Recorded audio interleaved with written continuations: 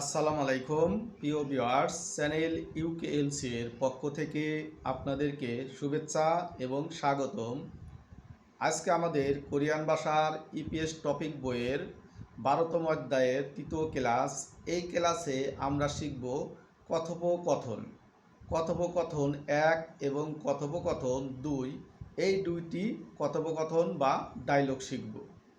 তবে viewers, class শুরু করার আগে অবশ্যই আপনারা চ্যানেলটিকে সাবস্ক্রাইব করবেন এবং ভিডিওটি না টেনে পুরো ভিডিও দেখবেন, তাহলে ক্লাস সম্পর্কে আপনি ভালো ধারণা পাবেন। তো ভিউয়ার্স, প্রথমে আমরা শিখব কথোপকথন 1। আমরা আগের ক্লাসে শিখেছিলাম গ্রামার, সেয় সেয় এবং শব্দ অর্থ।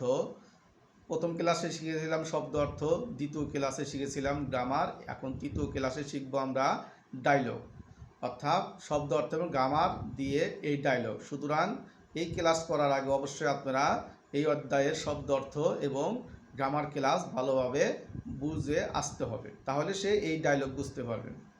তাহলে চলুন কথা না বাড়িয়ে আমরা ক্লাস শুরু করে দেই। যেমন এখানে ডায়লগ মানে কি দুজনের ভিতরে আলোচনা। থুয়ান এবং ইওজা, ইওজা মানে মহিলা, থুয়ান মানে থুয়ান একজনের নাম। এই ইওজা মহিলা এবং থুয়ানের ভিতরে আলোচনা। থুয়ান বলতেছে ই খনমুরে, থুয়ান বলতে কাকে বলতেছে? ইওজাকে প্রশ্ন করতেছে বা জিজ্ঞেস করতেছে। ই মানে এই, খনমূল মানে কি বিল্ডিং, আর জায়গার সাথে এ বসে, আপনারা জানেন স্থান সময়ের সাথে এ বসে, সেই জন্য এখানে প্রশ্ন করছে ই খন মুরে উন্যাঙি ইচ্ছয়, বলতেছে ই খন মুরে এই বিল্ডিংয়ে উন্যাং, উনহ্যাং হবে না, হিয়ত উজ্জ্বত হবে, এই নিয়নটি হিয়তের কাছ গিয়ে উচ্চারণ হবে, সেই জন্য হচ্ছে উন্যাং ই ইচ্ছয়। ইচ্ছয় মানে কি আছে, বলতেছে এই দালানে ব্যাং আছে। ইয়োজা বলতেছে নে ইচ্ছয়, হ্যাঁ আছে, নে মানে হ্যাঁ, ইচ্ছয় মানে আছে। থুয়ান আবার বলতেছে উন্যাঙি অদি এ ইচ্ছয়, বলতেছে উন্যাঙি অদি এ ইচ্ছয়, ব্যাং কোথায় আছে? ইয়োজা বলতেছে জিহা ইলসুঙে ইচ্ছয়। জিহা মানে, জিহা হচ্ছে হলো নিচতলা, আন্ডারগ্রাউন্ড। জিহা ইল সুং, ইল মানে এক, সুং মানে তলা। সুং মানে হলো বিল্ডিংয়ের তলা, বিল্ডিংয়ে যেমন তলা থাকে, একতলা, দুইতলা, তিনতলা, এইরকম। জিহা ইল সুঙে ইচ্ছায়, মহিলা বলছে আন্ডারগ্রাউন্ডের একতলায় আছে। থুয়ান প্রশ্ন করছিল কি উন্যাঙি অদি এ ইচ্ছয়, ব্যাংক কোথায় আছে? মহিলা বলছে জিহা ইল সুঙে ইচ্ছয়, অর্থাৎ আন্ডারগ্রাউন্ডের একতলায় আছে। তারপরে আবার বলছে জিহারো ন্যারিওয়া খাসিও, বলছে জিহারো মানে নিচ দিয়ে, আন্ডারগ্রাউন্ডের দিকে, জিহারো এটা দিককে বুঝাইছে। জিহারো ন্যারিওয়া খাসিও, ন্যারিওয়া খাসিও মানে নেমে যান। শব্দ অর্থ ভালো করলে আপনি এগুলো বুঝতে পারবেন। জিহারো ন্যারিওয়া খাসিও, তার নিচ দিকে বা বেসমেন্টের দিকে নেমে যান, বা আন্ডারগ্রাউন্ডের দিকে নেমে যান। বেসমেন্ট মানে কি আন্ডারগ্রাউন্ড। জিহারো ন্যারিওয়া খাসিও, আন্ডারগ্রাউন্ডের দিকে নেমে যান। এই হলো এখানকার ডায়লগ, ডায়লগ 1। এখন পড়ব আমরা ডায়লগ 2।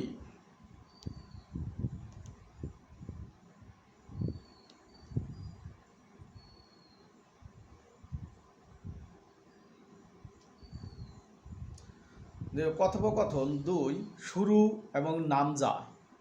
শুরু এবং নামজা এই দুইজনের ভিতরে আলোচনা। শুরু বলতেছে ই মানে এই, খুন ছয়ে, ই খুন ছয়ে এই পাশে বা আশেপাশে, কাছাকাছি। খুনছ মানে আশেপাশে বা কাছাকাছি। ই খুন ছয়ে এই আশেপাশে, ইয়াকগুগি, ইয়াকগুক মানে ওষুধের দোকান, ইয়াকগুগি ইচ্ছয় মানে আশেপাশে কোনো ওষুধের দোকান আছে। শুরু বলতেছে নামজা, নামজা মানে কি পুরুষকে বলতেছে, হচ্ছে নে, পুরুষ বলতেছে নে, হ্যাঁ ইচ্ছয় আছে। শুরু আবার বলতেছে, শুরু আবার বলতেছে ইয়াকগুগি অদিয়ে ইচ্ছয়, ইয়াকগুগি অদিয়ে ইচ্ছয় ওষুধের দোকান কোথায় আছে? ইয়াকগুগি অদিয়ে ইচ্ছয়, ইয়াকগুগ মানে ওষুধের দোকান, অদিয়ে মানে কোথায়, ইচ্ছয় মানে আছে। বলছে ইয়াকগুগি অদিয়ে ইচ্ছয় ওষুধের দোকান কোথায় আছে। নামজা বলতেছে পুরুষ, পুরুষ বলতেছে,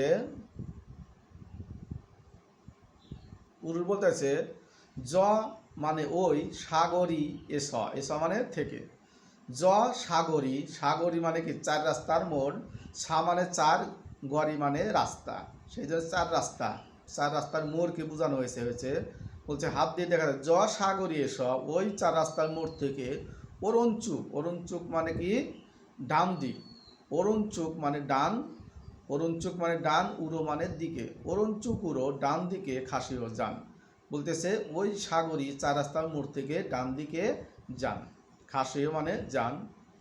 খুরুমিয়ন তাহলে খুরুমিয়ন তাহলে বিয়ংওয়ান ইয়োফে, বিয়ংওয়ান বেঙ্গওয়ান ইয়োফে, বিয়ংওয়ান মানে হাসপাতাল, ইয়োপ মানে পাশে, ইয়োফে ইয়াগুগি ঈশ্বর তাহলে হাসপাতালের পাশে ওষুধের দোকান আছে। এই হলো ডায়লগ 2। এইভাবে আপনারা ওয়ার্ড বাই ওয়ার্ড বুঝে শুনে পড়বেন। আর ওয়ার্ড বাই ওয়ার্ড আপনারা তখনই পড়তে পারবেন ডায়লগ যখন আপনি শব্দ অর্থ ক্লাস এবং গ্রামার ক্লাস ভালোভাবে করবেন। অর্থাৎ প্রত্যেক অধ্যায়ের ক্লাস 1, 2, 1 হচ্ছে শব্দ অর্থ, 2 হচ্ছে গ্রামার, এই দুইটি ক্লাস করে এসে আপনি এই ডায়লগ ক্লাস 3 নাম্বার ক্লাস করবেন। এই 3 নাম্বার ক্লাসই হলো আপনার এখানে মূল বিষয়। এই ডায়লগগুলো আপনারা যদি ওয়ার্ড বাই ওয়ার্ড বুঝতে পারেন তাহলে আপনি অনুশীলনীর প্রশ্ন বুঝতে পারবেন। অর্থাৎ 4 নাম্বার ক্লাস আমাদের অনুশীলনী ক্লাস বুঝতে পারলে আপনি পরীক্ষায় ভালো রেজাল্ট করতে পারবেন। এই হলো আমাদের মূল কথা। তবে ভিউয়ার্স, তাহলে ভিউয়ার্স পরবর্তী আমাদের ক্লাস হবে অনুশীলনীর সমাধান। অর্থাৎ অনুশীলনীতে কিছু প্রশ্ন আছে যেগুলো আমরা ওইগুলো সমাধান করব। এই আমন্ত্রণ জানিয়ে আপনাদের এখান থেকে আজকের মতো বিদায় নিচ্ছি। আল্লাহ হাফেজ। সবাই সুস্থ থাকবেন, ভালো থাকবেন।